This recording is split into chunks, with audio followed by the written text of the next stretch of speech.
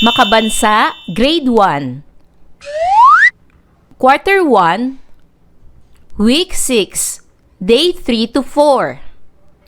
Ang paksa ng ating aralin sa araw na ito ay karapatang magkaroon ng tahanan at pamilyang mag-aaruga at karapatang manirahan sa payapa at tahimik na lugar. Matatag Curriculum. Hello kids, it's me, Teacher Frel. Don't forget to subscribe, like, and share, and hit the notification bell for the latest video. You can also follow my Facebook page, Teacher Frel TV. Sa araw na ito, pag-aaralan natin sa asignaturang makabansa ang karapatang magkaroon ng tahanan at pamilyang mag-aaruga at karapatang manirahan sa payapa at tahimik na lugar.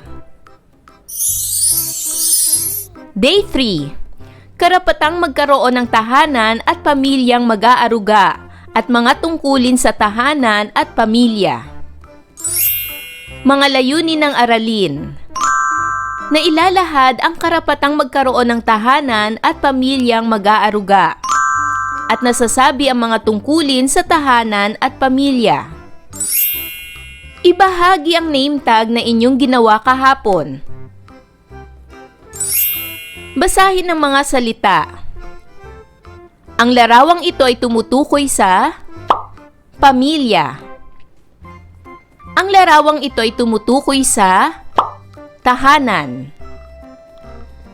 Ano-ano ang mga larawang ito? Ang unang larawan ay pamilya at ang pangalawang larawan ay tahanan. Kayo ba ay kabilang sa isang pamilya? Sino-sino ang mga miyembro ng inyong pamilya? Bakit kailangan natin ang tahanan? Ang mga salitang pamilya at tahanan ay may kaugnayan sa ating aralin. Basahin natin ang kwento ng sabay-sabay. Ako ay may pamilya. Nakatira kami sa aming tahanan. Mila ang pangalan ng nanay ko. Pilo ang tawag sa tatay ko. Ang kuya ko ay si Lito. Ako naman ay si Rino. Mahal kami ni nanay at tatay. Inaalagaan nila kami. Tinuturuan kami ng mabuting pag-uugali. Pinaghahanda kami ni nanay ng masarap na baon mula Lunes hanggang Biyernes. Inihahatid naman kami ni tatay sa paaralan. Tuwing linggo ay namamasyal kami. Masaya ako sa aking pamilya. Ngayon ay sagutin naman ang mga tanong base sa kwentong ating binasa. Unang katanungan. Sino-sino ang bumubuo sa pamilya ni Rino? Tama! Si Tatay Pilo, si Nanay Mila at ang kanyang kapatid na si Kuya Lito ang bumubuo sa pamilya ni Rino. Pangalawang katanungan. Paano inaalagaan ni Ginang Mila at Ginoong Pilo ang mga anak na sina Rino at Lito? Tama! Ayon sa kwento, inaalagaan sina Rino at Lito ng kanilang mga magulang sa pamamagitan ng pagtuturo sa kanila ng mabuting pag-uugali. Pinaghahanda rin sila ng kanilang nanay ng masarap na baon mula Lunes hanggang Biyernes at inihahatid naman sila ng kanilang tatay sa paaralan. Tuwing linggo ay namamasyal sila ng buong pamilya. Pangatlong katanungan, ano ang karapatang tinatamasa ni Rino at Lito? Tama! Ang karapatang tinatamasa ni Rino at Lito ay ang karapatang magkaroon ng tahanan at pamilyang mag-aaruga sa iyo. Ang batang kagaya ninyo ay may karapatang magkaroon ng tahanan, kaya sinisiguro ng mga magulang ninyo na may bahay kayong matitirahan. Sinisiguro rin nila ang inyong mabuting kalagayan hanggang sa paglaki ninyo. Nararanasan nyo rin ba ang mga karapatang ito? Lahat tayo ay may kinabibilangang pamilya na nagbibigay ng pagmamahal o pag-aaruga sa atin.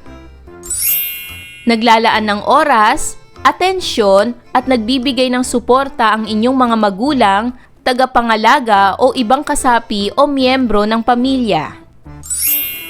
Ito ay upang masiguro na kayo ay ligtas, malusog at magkakaroon ng magandang kinabukasan. Dapat din nating tandaan na may tungkulin din kayo sa kabila nito. Para sa pangkatang gawain, ipakita sa pamamagitan ng roleplay kung paano ipinapakita ng inyong pamilya ang pag-aalaga sa inyo sa sumusunod na sitwasyon at anong tungkulin ang inyong isinasagawa. Narito ang mga sumusunod na roleplay na inyong gagawin. Unang grupo, paghahanda sa pagpasok sa paaralan. Para naman sa ikalawang grupo, kapag ikaw ay may sakit. At ikatlong grupo, paghahanda bago at pagkatapos kumain. Para naman sa gawaing ito, susundan ng guro. Uliting sambitin ang mga salitang binigkas niya mula row 1 to 4 at ang pang-5 beses, sabay-sabay ang buong klase. Narito ang salitang bibigkasin ng inyong guro at pagkatapos naman ay ulitin ninyong sambitin. Bilang bata, karapatan kong magkaroon ng tahanan at pamilyang mag-aaruga sa akin. Ulitin nating muli mga bata. Bilang bata, karapatan kong magkaroon ng tahanan at pamilyang mag-aaruga sa akin.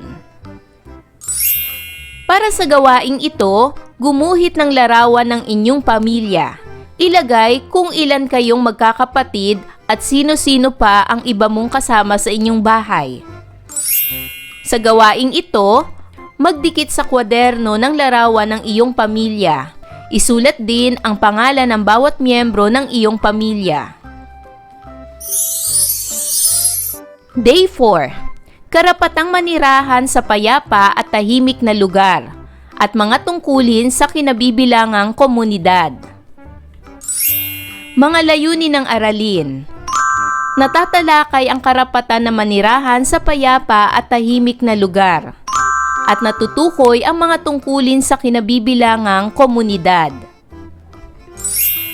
Para sa unang gawain, itaas ang hand puppet na may guhit na masayang mukha kung ang mga sumusunod ay pangangailangan ng bata at itaas naman ang may malungkot na mukha kung hindi. Una, pagkain. Ito ba'y pangangailangan ng isang bata, masaya o malungkot na mukha? Tama, ito ay masayang mukha. Pangalawa, tahanan. Ito ba ay pangangailangan ng isang bata, masaya o malungkot na mukha? Tama, ito ay masayang mukha. Pangatlo, bahay. Ito ba ay pangangailangan ng isang bata, masaya o malungkot na mukha? Tama, ito ay masayang mukha. Pang-apat, damit. Ito ba'y pangangailangan ng isang bata, masaya o malungkot na mukha? Tama, ito ay masayang mukha. Pang-5, tubig. Ito ba'y pangangailangan ng isang bata, masaya o malungkot na mukha? Tama, ito ay masayang mukha. At pang-6, sasakyan. Ito ba'y pangangailangan ng isang bata, masaya o malungkot na mukha? Tama, ito ay malungkot na mukha. Ang mga pangangailangan lamang ng isang bata ay ang pagkain, tahanan, bahay, damit, at tubig. Ngayon naman ay suriin ang mga larawan. Tingnan ang unang larawan at ang pangalawang larawan. Ano ang iyong nakikita sa unang larawan? Tama! Sa unang larawan, ipinapakita ang isang mapayapang komunidad. Ano ang iyong damdamin sa mga lugar na katulad nito? Tama! Ang damdamin natin sa mga lugar na katulad nito na tayo ay ligtas sa anumang panganib. Ano ang iyong nakikita naman sa pangalawang larawan? Tama! Ipinakikita sa pangalawang larawan ang isang magulong komunidad. Gugustuhin mo bang tumira sa lugar na ito? Bakit? Hindi natin gugustuhing tumira sa lugar na ito sapagkat ang lugar na ito ay magulo. Hindi tayo magiging ligtas sa mga lugar na ganito. Magiging malapit tayo sa anumang panganib. Kilalanin ang mga sumusunod na salita o parirala at ang mga kahulugan nito. Unang salita, manirahan. Ang kahulugan nito ay tumira o magkaroon ng tirahan sa matagal na panahon. Halimbawang pangungusap, ako'y maninirahan sa tahimik na lugar. Pangalawa, payapa at tahimik na lugar. Ang kahulugan nito ay lugar na walang gulo, away, alitan o digmaan.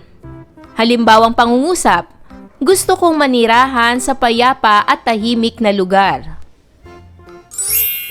Ngayon naman ay manood ng video ng isang mapayapa at tahimik na tahanan at komunidad. Maaaring maghanap pa ng mga video ng isang masaya at mapayapang Pilipinong komunidad.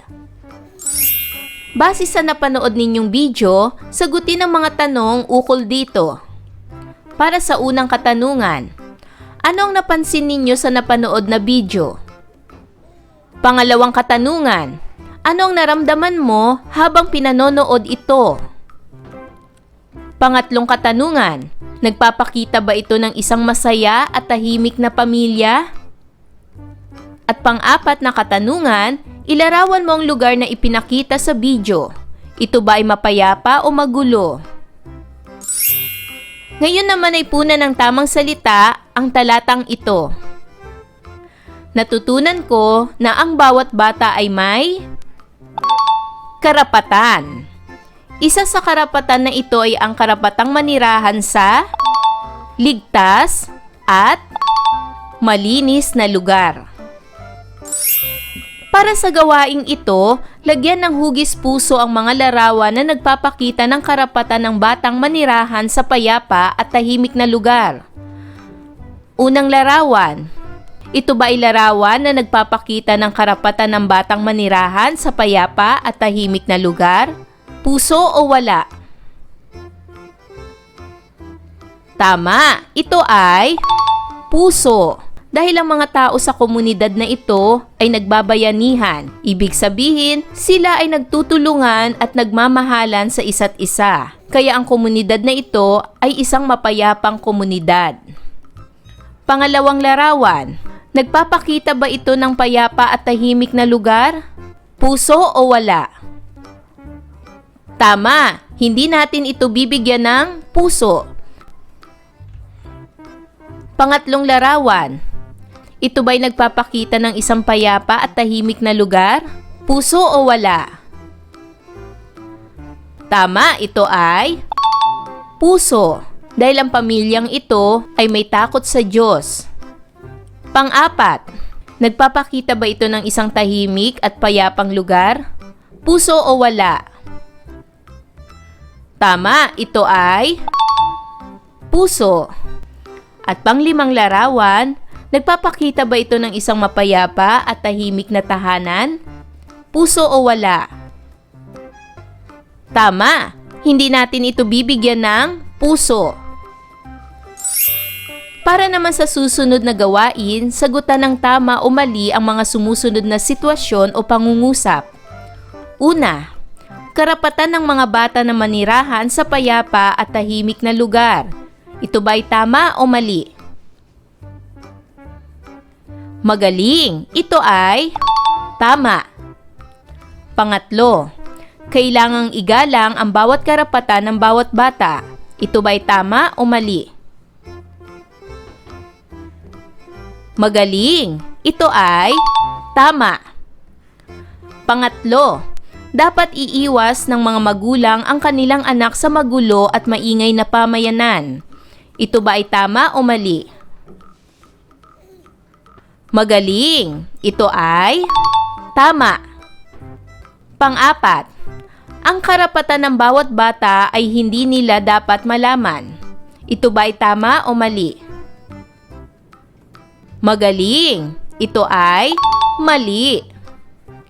At pang-lima, tungkulin ng bawat bata na panatilihin ang kalinisan, kaayusan at kapayapaan sa kanilang komunidad. Ito ba ay tama o mali? Magaling! Ito ay tama. Ayan mga bata, naunawaan niyo ba ang ating aralin sa araw na ito? Kung ganon, magaling! Mga bata, sana'y marami kayong natutunan sa ating aralin. Hanggang sa susunod na video lesson, paalam! Thanks for watching!